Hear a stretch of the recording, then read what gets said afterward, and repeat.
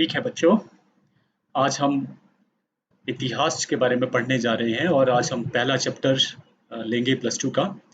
लेकिन इससे पहले क्योंकि बहुत सारे बच्चों में अपने सब्जेक्ट से लेकर जो बहुत सारी एक्वायरीज होती है, क्वेश्चनिंग होती है कि मैंने ये सब्जेक्ट लिया है तो क्यों लिया है, तो उसके संदर्भ में थोड़ा सा जानकारी मैं आपको दे रहा हूँ। पहले लेते हैं इतिहास। इतिहास जो है वो जिस शब्द के मेल से बना हुआ है इति जमा ह जमा आस, और जिसका जो तात्पर्य है वो है एक निश्चय था।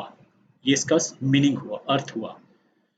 और ग्रीस में इस शब्द को ही जो है, ये जो शब्द है इतिहास, इसको हिस्ट्री कहा जाता है। अब ग्रीस में इसको हिस्ट्री क्यों कहा गया उसके संदर्भ में भी है। ये जो शब्द है ये ग्रीक भाषा का हिस्टोरिया शब्द से आया है। याद रखना, हिस्टोरिया शब्द से आया है, जिसका मतलब है छानबीन करके या खोजबीन करके जो भी जानकारी प्राप्त होती है उसे ही ग्रीक भाषा में हिस्टोरिया कहा जाता है। सबसे पहले हेरोडोटस, याद रखने वाली बात है, हेरोडोटस नामक एक यूनानी व्यक्ति हुआ जिसने हिस्टोरिया नामक पुस्तक जो है लिखकर अतीत में कुछ घटनाओं की जानकारी दी। कौन सी पुस्तक? हिस्टोरिका नामक पुस्तक। और इतिहास लिखने का काम सबसे पहले जो है हेरोडोटस ने ही किया था, और इसलिए इसको इतिहास का पिता या हिस्ट्री, फादर ऑफ हिस्ट्री भी कहा जाता है। अब आता है कि जो क्वेश्चनिंग आप लोगों की ज्यादा कर रहे थे कि इतिहास पढ़ना क्यों जरूरी है। मेरे हिसाब से बहुत सारी चीजें मैंने इसमें डालने की कोशिश करी है कि इतिहास हमें अपने वर्तमान और भूतकाल को समझने में मदद करता है। कैसे? हमारे पूर्वजों ने किस प्रकार का जीवन जिया और हम किसी दिशा में जा रहे हैं, ये समझने के लिए जरूरी है कि हमें पहले अपने पीछे के बारे में, तभी हम जो है सही दिशा और गलत दिशा का अनुमान लगा सकते हैं बहुत सारी चीजों के बारे में। दूसरा है अपना वर्तमान जानने और भविष्य को उज्जवल बनाने के लिए यह जानने में सक्षम होते हैं कि हमारे पूर्वजों का जीवन कैसे था और हम उनसे क्या अच्छी चीजें सीख सकते हैं। ये जरूरी है कि पहले हमारे जो पूर्वज हैं वो क्या छोड़ के गए थे। ऐसा तो नहीं कि उन्होंने बहुत एक बड़ी जर्नी करी और बहुत अच्छी जगह के ऊपर आपको छोड़ के चले गए और अब आप उससे भी नीचे चले गए। तो उससे हमें जो है वो आने वाला समय कि भविष्य हमारा उज्जवल होगा, क्या होगा, कैसे होगा, अंधकार में होगा, वो जानकारी भविष्य की भी वर्तमान जो पीछे जा चुका है उसके संदर्भ में पढ़कर ही लगाया जा सकता है। हम तीसरी जो चौथी जो चीज है वो है मानवीय मूल्यों और उपलब्धियों की जानकारी इतिहास से मिलती है, और इससे हमें प्रेरणा भी मिलती है, जिसके संदर्भ में कह भी चुका हूँ। और इतिहास की सहायता से हम कहीं ना कहीं यह जानने में सक्षम होते हैं कि हमारे पूर्वजों का जीवन कैसा था, हम उनसे क्या अच्छी सीख ले सकते हैं। उदाहरणतः जो हमारा जो अध्याय है वो भी इसी के ऊपर है, हमारे पूर्वजों से रिलेटेड। हमारा जो पहला जो लेसन है वो है प्रथम नगरों की कहानी। जब भी आप इस चैप्टर को पढ़ेंगे तो मुझे ऐसा लगता है कि हमें अपने पूर्वजों के लेकर जो है कभी भी जो है वो नीचे मुंह करके बात नहीं करना पड़ी। बिल्कुल हम जो है सर ऊपर करके जो है बात कर सकते हैं दूसरे देशों के लोगों के साथ, क्योंकि हमारे जो पूर्वज रहे हैं वो ऐसी सभ्यता में रहे हैं जो सोच नहीं सकता। आज से लगभग 5000 वर्ष पहले जो है एक नगरीय व्यवस्था थी, नगर में लोग रहते, गांव की व्यवस्था नहीं थी, बिल्कुल नगरीय व्यवस्था थी। तो अब इसके बारे में थोड़ा-थोड़ा हम जो है जो पढ़ेंगे तो पता लगेगा कि हमारे लिए कितने प्राउड मोमेंट की बात है। मुख्य बातें जो है इस उसमें रहेंगी कि विश्व के प्रसिद्ध सभ्यताओं में से एक हड़प्पा सभ्यता के संदर्भ में संपूर्ण जानकारी इस अध्याय में हम पढ़ेंगे। और आज हम केवल जो है पढ़ेंगे इसके कालक्रम के बारे में, इसके जो है वो नाम के बारे में, अलग-अलग नाम क्यों पड़े और मुख्य केंद्र क्या-क्या या नगर क्या रहे हैं उसके बारे में पढ़ेंगे। पहले लेते हैं विभिन्न नाम। देखिए इस सभ्यता के 3 अलग-अलग नाम जो है वो आते हैं और इस संदर्भ में क्वेश्चन भी आता है। तो पहला नाम बोला बोला जाता है हड़प्पा सभ्यता। देखिए पहले इसको हड़प्पा सभ्यता इसलिए कहा जाता है क्योंकि इसके जो आरंभिक नगर थे वो हड़प्पा के क्षेत्र में जो है मिले थे, या प्रथम खोजा गया जो नगर था वो हड़प्पा था। तो इसलिए इसको कहा जाता है हड़प्पा सभ्यता। ठीक है। दूसरा आता है सिंधु घाटी की सभ्यता। अब ये नाम इसलिए पड़ा क्योंकि सिंधु नदी के किनारे सर्वप्रथम जो बड़े नगर थे वो मिले खुदाई में, तो इसलिए इसको कहा गया सिंधु घाटी सभ्यता, सिंधु नदी से मिलकर। तीसरा इसको कहा जाता है कांस्य युग सभ्यता। इसको इसलिए भी ये नाम दिया जाता है क्योंकि यहाँ पर जो अधिकतर बर्तन मिले हैं या जो मूर्तियां मिली है उसमें कांस्य धातु का इस्तेमाल सबसे ज्यादा हुआ है, तो इसलिए इसको कहा जाता है कांस्य युग सभ्यता। तो ये 3 नाम भी आप जानना बहुत इंपॉर्टेंट था आपके लिए। अब आता है कि हड़प्पा सभ्यता का कालक्रम क्या है, और कालक्रम कैसे निर्धारित होता है? रेडियो कार्बन विधि के अनुसार, मतलब कि जो अवशेष जो हमें मिलते हैं उन अवशेषों को रेडियो कार्बन विधि के अनुसार जो है, रेडियो कार्बन एक पदार्थ होता है जो किसी भी जानवर या आदमी की हड्डियों से जो है वो निकलता जाता है, और इस प्रकार से ये अनुमान लगाया जाता है उससे कितनी जो कार्बन है वो निकल चुकी है, रेडियो कार्बन जो छूट चुका है, उसके अनुसार जो है वो उसकी एज का अनुमान लगाया जाता है, तो उसे कहते हैं रेडियो कार्बन विधि के अनुसार। तो प्रारंभिक जो चरण माना गया हुआ है 3500 से लेकर 2600 ईसा पूर्व। फिर विकसित जो चरण थोड़ा सा और विकसित, जिसमें थोड़ा सा हथियार अच्छे से आए या बड़ा अच्छा से जीवन व्यतीत किया, 2600 लेकर 1900 ईसा पूर्व। और उत्तरकालीन चरण जो है वो है 1900 से लेकर 1200 ईसा पूर्व तक।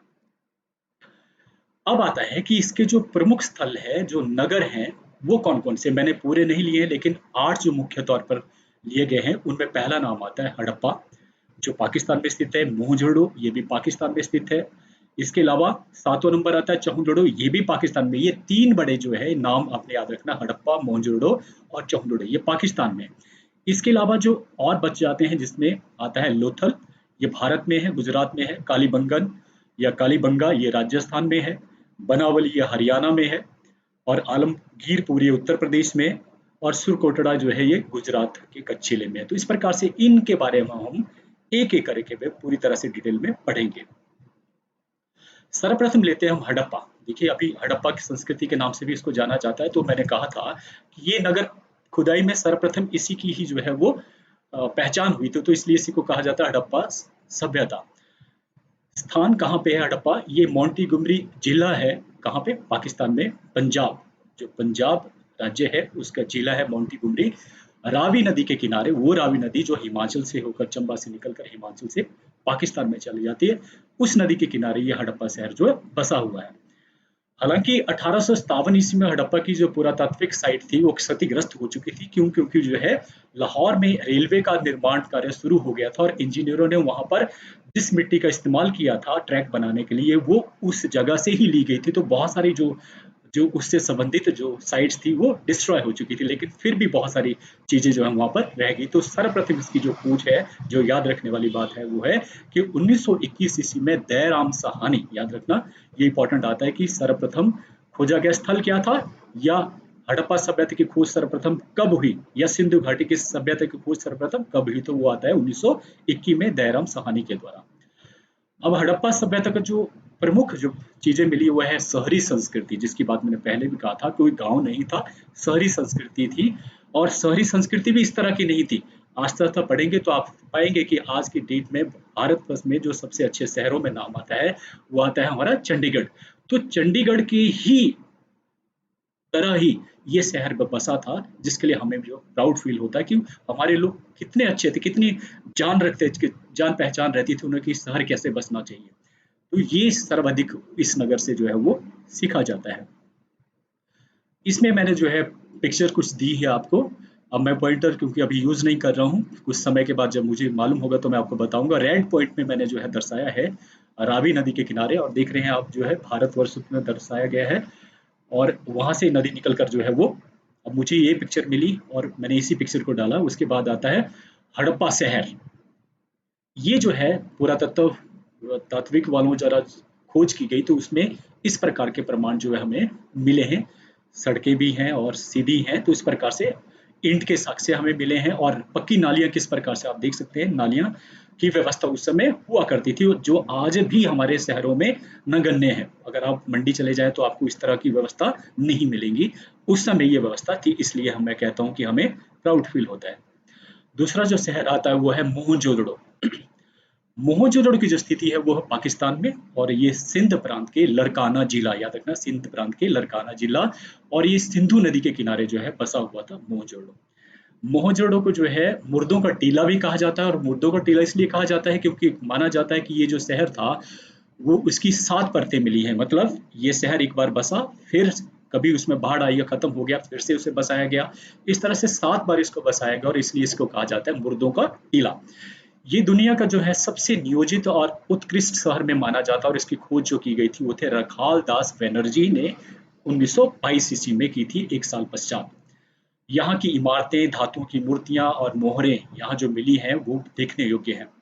और सबसे इम्पोर्टेंट है मोहजोड़ो जिसके लिए प्रसिद्ध है, वो है वहाँ का जो एक जल कुंड मिला है, या जिसे कहते हैं स्नानागार कहते हैं। जो स्नानागार बना है वो बहुत बड़ा बना है और इसके अंदर का जो भाग जो जल से ढका होता था उसका लगभग 39 फुट जो है लंबा है, 23 फुट चौड़ा है और 8 फुट उसका गहरा था। ये कुंड जो है इसके ऊपर चढ़ने के लिए सीढ़ियां बनी थी और उसके साइड में जो है कुछ कमरे भी बने हुए थे और इस पे पानी आने के लिए जो ऊंचाई में एक जो है कुआं बना हुआ था वहां से पानी आता था और दूसरी साइड का निकल भी जा गंदे पानी की व्यवस्था थी। और इसके अलावा यहाँ पर दूसरी चीज जो इम्पोर्टेंट मिली हुआ है, नर्तकी की मूर्ति जो है जो कांसे की बनी है, वो दो चीजें यहाँ की बहुत इंपॉर्टेंट है। और भी चीजें मिली है वहां पर, मोहरे भी मिली है, लेकिन इसी के लिए जो है मोहनजोड़ो जाना जाता है।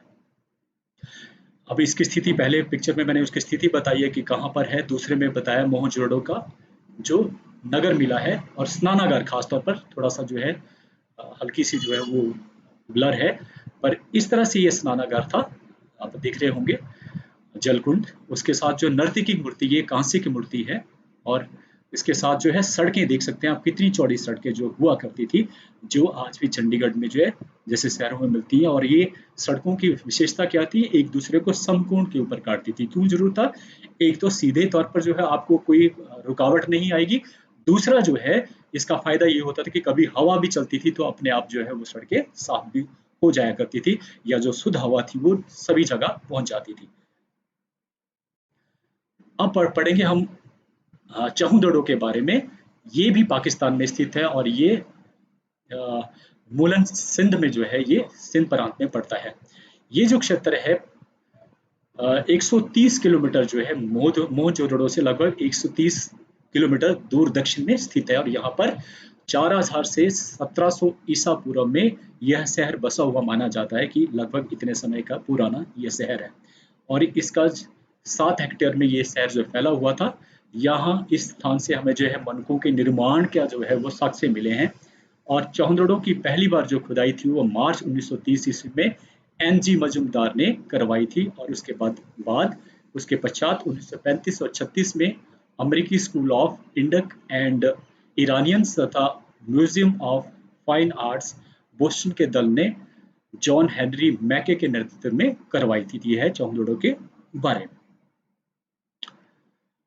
और ये इसका पिक्चर है कि कहाँ, जैसे जो है मैंने ग्रीन में आपको दिखाया है कि ये इसकी सिचुएशन है चौहदड़ों की। ये 3 हमने पढ़े, ये स्थल तो थे पाकिस्तान में जो जा चुके हैं। अब अगला आता है लोथल।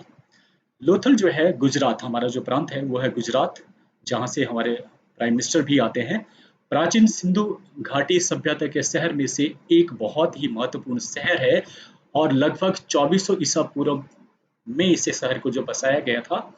और ये राज्य गुजरात के अहमदाबाद जिले के गांव सरागवाला के निकट जो है स्थित है। इसकी खोज जो है 1955 ईस्वी में, याद रखना 1955 ईस्वी में एस.आर. राव ने इसकी खोज करी थी।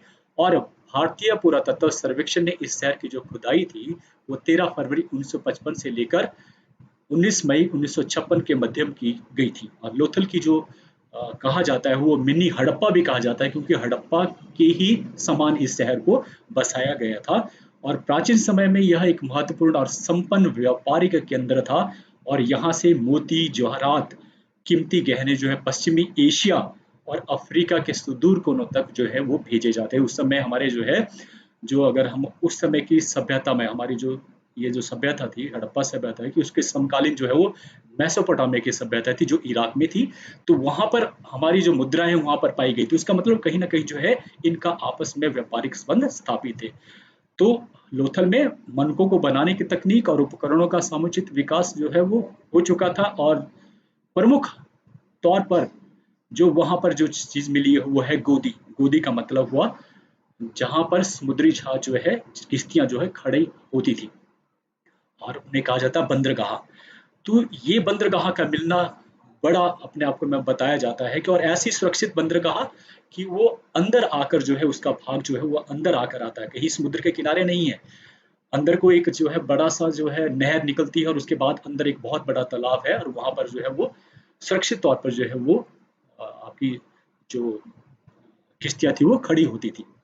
तो इस प्रकार से इस तरह की व्यवस्था जो है वो हमें हैरान करती है। उस समय हम बात करें 5,000 वर्ष पहले की बात। आज हम सोच सकते हैं, आज हमारे पास हर तरह की चीजें हैं, सक्षम है कुछ भी करने के लिए, मशीनरी है, लेकिन उस समय लोगों के द्वारा ये होता था, तो ये अचंभे वाली बात है। तो ये पढ़ा लोथल के बारे में। ये लोथल मैंने रेड मार्क जो आपको किया है, इसी तरह से थोड़ा सा ऊपर जाकर जो है वो लोथल पड़ता है, नदी से ऊपर। और पुरातत्व जो स्थल है वो लोथल का इस तरह से है। और जिसकी मैं बात कर रहा हूँ था, बंदरगाह की, लोथल गोदी। तो आप देख सकते हैं जो है इस प्रकार से जो है ये स्थल बना होता है जहाँ पर जो है जो जहाज थे खड़े खड़े होते थे, उनकी व्यवस्था की जाती थी। अगला जो आता है नगर वो आता है रंगपुर। रंगपुर भी गुजरात के काठियावाड़ जो प्रायद्वीप में जो है वो सुखभादर नदी के समीप जो है ये स्थित है। और इस स्थल की खुदाई वर्ष 1953-54 ईस्वी में ए रंगनाथन राव, याद रखना ए रंगनाथन राव द्वारा की गई थी। और यहाँ पर पूर्व हड़प्पा कालीन संस्कृति के अवशेष मिले हैं। रंगपुर से मिले कच्ची ईंटों के दुर्ग, नालियां, मृत भांड, बाट और पत्थर के फलक आदि जो है वो महत्वपूर्ण। फलक क्या हुए? फलक हुए जिससे जो है अगर आप जब खेत जोतते थे बैलों के द्वारा, तो उसके आगे जो है वो एक लोहे का जो है वो तीखा सा लगाया जाता है, उसे फलक कहा जाता है। तो इस प्रकार से ये चीजें जो वहां पर मिली है। और यहाँ से एक और इम्पोर्टेंट चीज है वो है धान की फूसी मिली है, मतलब जो धान का जो छिलका होता है वो वहां पर से मिला है। तो इसका मतलब है कि लोग धान की खेती करते थे। आप देख रहे हो कि हर जगह जब भी बात आती है तो कहीं ना कहीं जितने भी जो जगह हैं, जो शहर हैं, वो किसी न किसी नदी के किनारे जो है वो बसे हैं। नदियां इसलिए जरूरी थी क्योंकि अधिकतर आदमी को जो अब वो स्थायी जीवन व्यतीत करता था उस समय, तो उसको रहने के लिए वो स्थान था जहां पर पानी हो, या कृषि के लिए भी पानी की आवश्यकता होती, तो इसलिए नदी घाटी में ही वो सबसे इम्पोर्टेंट जगह थी और उपजाऊ भी थी। अब आता अगला जो है वो आता है धौलावीरा। धौलावीरा गुजरात में कच्छ प्रदेश के उत्तरीय विभाग खंडेर में धौलावीरा गांव जो है वो 5,000 साल पहले जो है बसाया गया था। और इस नगर की जानकारी 1967-68 में हुई, जेपी जोशी द्वारा जो है, जिसने सबसे पहले इस नगर को लेकर आए अस्तित्व में, वह जेपी जोशी ने। और 1990-91 में इसकी खुदाई जो है वो चलती रही और इस खनन का कार्य जो है R S doctor R S ने किया, आर एस विस्ट ने किया। ये जो शहर था ये 1,000 हेक्टेयर में फैला हुआ था। अन्य नगरों का निर्माण जो है वो पक्की ईंटों के द्वारा, कच्ची ईंटों के द्वारा हुआ, लेकिन धौलावीरा का जो निर्माण था, याद रखने वाली बात है कि वो चौकोर और आयताकार पत्थरों से हुआ था। वहां पर अधिक जो है वो पत्थरों का इस्तेमाल हुआ था। और एक और चीज वहां पर मिली है कि जिस प्रकार से किसी गांव में अगर शहर में जाते तो वहां एक द्वार हुआ करता था, इसी प्रकार के एक बहुत बड़ा महादरवाजा जो है वहां पर मिला है, साइन बोर्ड जिसे हम कहते हैं। और जिस पर जो 10 बड़े बड़े अक्षर जो है लिखे गए हैं। ये अलग बात है कि उस समय की जो भी भाषा थी उसे लिखा नहीं गया, वो चित्रमय भाषा है, उसको पढ़ा जाना अभी तक जो मुमकिन नहीं हुआ, जिस कारण बहुत सारी जो जानकारी है वो हमें नहीं मिलती है। तो केवल जो दबी हुई चीजें से उनसे ही हम जो है अनुमान लगाकर जो है आपको ज्ञान देते हैं। तो सिंधु घाटी की लिपि आज भी एक अनसुलझी पहेली है। तो इस जो अक्षर थे वो आप बताऊंगा, देखिए राइट साइड जो है ओरिजिनल जो जो दरवाजे के ऊपर लिखा गया है खोद के, आप देख सकते हैं थोड़ा सा हल्का सा ब्लर सा है, वाइट वाइट। और उसको जो है बना के किया गया है धौलावीरा के उत्तरीय महाद्वार के ऊपर लिखे गए 10 ये अक्षर हैं। अब इसको कहिए चाहे वो स्वागत लिखा हो सकता है कुछ और लिखा गया हो, जैसे हम करते हैं द्वार के ऊपर लिखा जाता है स्वागत, उसी तरह से पता नहीं क्या चीजें लिखी गई है। तो या लिखा कई बार ऐसा होता है कि जिस जगह के ऊपर लोग रहते हैं उनके बारे में लिखा होता है कि किस तरह के लोग हैं, कॉलोनी की सही है, क्योंकि ये तो एक शहरी व्यवस्था थी, तो हो सकता है उनके बारे में लिखा हो। तो ये जो है, और धौलावीरा का जो है नीचे आया परिष्कृत जल रिजर्वायर, जहां पर जल जो है टंकियां बनाकर रखा जाता था पानी बचाने के लिए और भेजा जाता था। अगला आता है वह आलमगीरपुर। ये पश्चिमी उत्तर प्रदेश के मेरठ जिले में यमुना की सहायक हिंडन नदी के स्थित पर जो है वो पुरातत्व की खोज इसकी की गई 1958 ईस्वी में यज्ञदत्त शर्मा के द्वारा जो है इसकी खोज की गई। और आलमगीरपुर जो है वो गंगा यमुना में पहला स्थल था जहां से हड़प्पा कालीन अवशेष प्रकाश में आए हैं। पहला स्थल था जहां से गंगा यमुना जो जो प्रदेश है, जो सबसे फर्टाइल लैंड है भारतवर्ष की, वहां पे सबसे पहला स्थल ये प्राप्त हुआ था, आलमगीरपुर। ये हड़प्पा संस्कृति का सर्वाधिक पूर्वी स्थल है। पूर्व की तरफ कोई भी स्थल जो है इससे आगे नहीं है, तो अंत सबसे ज्यादा दूरी पर यही पड़ता है, पूर्व की तरफ। ये जो स्थल है ये सैंधव सभ्यता की अंतिम अवस्था को सूचित करता है, और यहाँ मिट्टी के बर्तन बन के पिंड मिले हैं, और यहाँ एक गर्त से रोटी बेलने की चौकी, जो आप समझते हैं चौकी वो जिसके ऊपर हम जो रोटी बेलते हैं, तो इस प्रकार से कटोरी ये भी वहां से मिले हैं। मातृ देवी की मूर्ति भी मिली है, और मातृ देवी की मूर्ति का मतलब कि उस समय अधिकतर जो लोग थे वो मातृ देवी की पूजा करते थे, और मुद्राएं भी वहां से मिली हैं। ये है आलमगीरपुर के बारे में। और आलमगीरपुर आप देख सकते हैं पूरब में जाकर जो है उत्तर प्रदेश के बिल्कुल पूरब की तरफ, ये सबसे अंतिम जो है पूरब की तरफ जो है वो जगह है, नगर है। अब आता है कालीबंगा। कालीबंगा राजस्थान, प्राचीन जो है अगर हम बात करें, सरस्वती नदी सभी ने पढ़ा, लेकिन आज की उसमें डेट में सरस्वती नदी जो है सूख चुकी है, तो उस समय सरस्वती नदी हुआ करती होगी। तो ये आजकल वर्तमान में वहां पर जो है घग्गर नदी है, तो उस नदी के किनारे ये बसा हुआ था, और जिले का नाम है गंगानगर। तो ये राजस्थान में स्थित है। और कालीबंगा जो है ये लगभग 4000 ईसा पूर्व में जो है वो स्थापित हुआ था नगर, इतना पुराना जो है माना जाता है। सर्वप्रथम 1553 ईस्वी में अमलानंद घोष, याद रखना, एक घोष भी बोलते हैं और अमलानंद घोष भी बोलते हैं, इन्होंने इसकी खोज करी थी। और कालीबंगा में उत्खनन से प्राप्त अवशेष में तांबे से निर्मित औजार, हथियार या मूर्तियां भी मिली है, जो यह प्रकट करती है कि मानव प्रशस्त युग से ताम्र युग में प्रवेश कर चुका था। मतलब अब उसे तांबे का ज्ञान हो चुका था, उसमें वो प्रवेश कर चुका था। इसका जो कालीबंगा का जो नाम पड़ा वो इसलिए भी पड़ा क्योंकि वहां से जो काले रंग की चूड़ियां जो बनी है, काले हाले रंग उनका काला है, लेकिन वो कैसे बनी, कांसे से बनी है, क्योंकि अ, जैसे जैसे समय व्यतीत होता है कांसे के ऊपर जो कालापन जो आ जाता है, तो इस प्रकार से वो काले रंग की चूड़ियों के कारण भी इसका नाम जो है वो कालीबंगा पड़ा, ऐसा पूछा जा सकता है कई बार। तो कालीबंगन कहाँ पे है वो आप समझ सकते हैं, राजस्थान में, और दर्शाया गया है लगभग जो है हरियाणा के साथ ही। इसमें और भी बताई गई है, लोथल भी बताया गया है, धौलावीरा भी बताया गया है, तो इस प्रकार से ये। तो आज हमने नगरों के बारे में पढ़ा, और ये बड़ा प्राउडली मोमेंट होता है जब इस चैप्टर को पढ़ते हैं कि हमारे जो पूर्वज थे वो कैसे रहते थे, एक नगरीय व्यवस्था में रहते थे। और बड़ा दुख होता है कि जब हम अपने गांव में देखते हैं कि लोग आज भी रास्ते को छोड़ना नहीं चाहते हैं, वो उनसे कुछ सीखे नहीं है। तो तभी बोला जाता है कि इतिहास जो सीखने के लिए होता है कि हम कैसे अगली आने वाली जीवन को जिए, ये बहुत जरूरी है। तो ये मैसेज पहला अध्याय आपको देता है। तो आज के लिए इतना ही। आप सबका बहुत बहुत धन्यवाद, आपने बड़े ध्यान से सुना। Thank you.